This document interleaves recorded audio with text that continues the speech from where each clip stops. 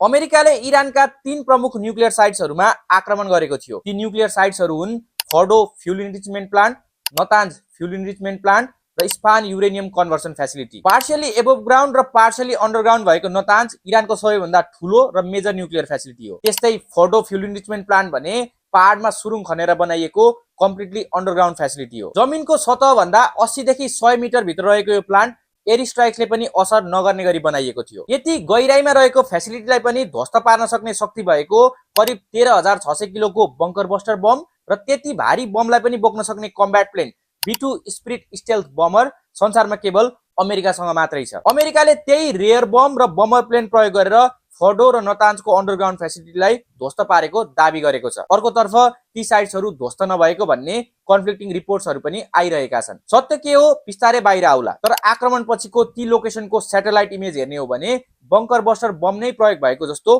मार्क्सहरू देखिन्छ। आखिर यो बङ्कर बस्टर बम भनेको के हो र यसले काम चाहिँ कसरी गर्छ त?